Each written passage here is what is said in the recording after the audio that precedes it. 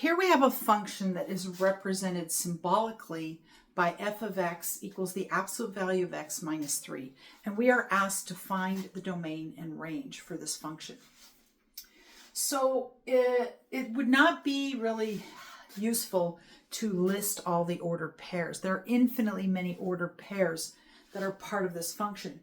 So it might be easier if we graph the function and then look at the graph to determine the domain and range.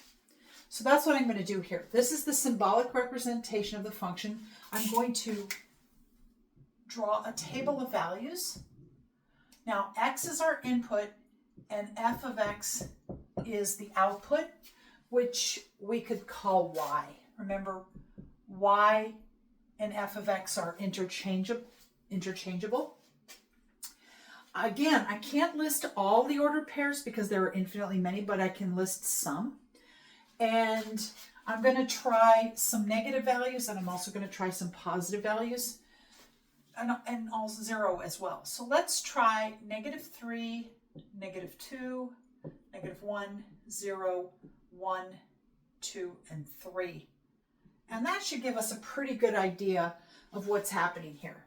So if I take -3 as my input, I'm going to take -3, but when I take the absolute value of -3, it becomes +3. And then I'm going to subtract 3. So this is 0. If I take -2 and plug it in, I'm going to get a +2 because of the absolute value, and then I'm going to subtract 3. 2 minus 3 is -1. If I plug in 1, I'm going to get, -1, I'm going to get 1 because I'm taking the absolute value and subtract 3, so that's -2. Plug in 0, 0 minus 3 is -3.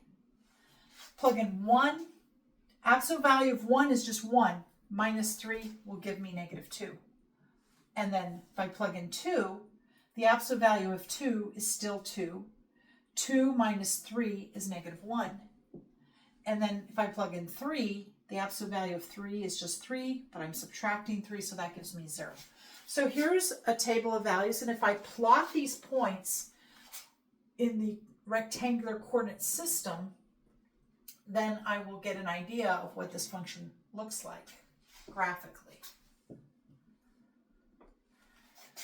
So -3 is going to be 0. -2, this is -3, -2, -1, 1, 2, 3.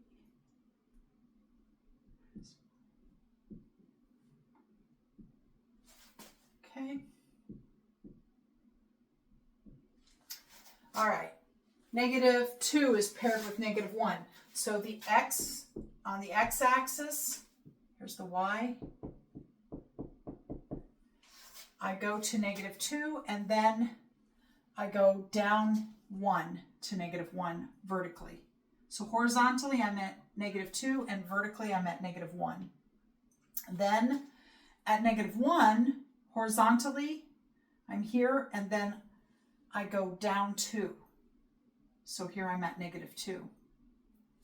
Then at 0, I'm at -3.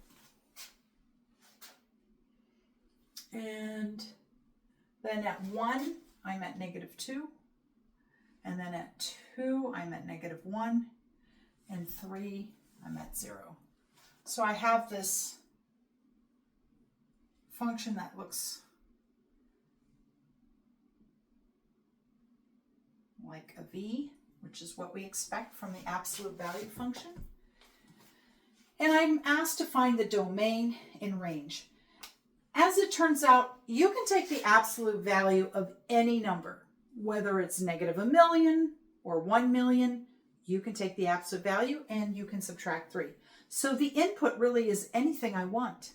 There is no real number that I cannot take the absolute value of. So I can put in any number. And the way we represent that for the range then is all real numbers.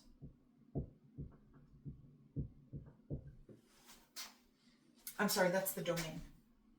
The domain is all possible input, and we can put in any number we want. The range is the output. Now what you'll notice, the range is the vertical, where the function is vertically, okay?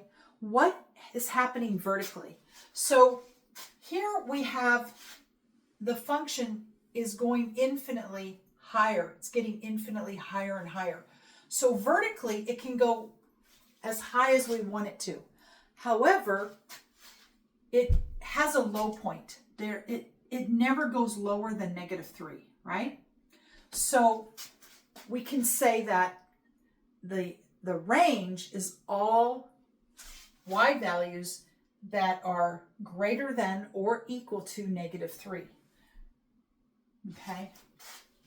So the way I would write that is, this is called set builder notation. It's the set of all y values such that, and I can use 2 dots or you can use a line, y must be greater than or equal to 3. And that is the range. So this is called set builder notation.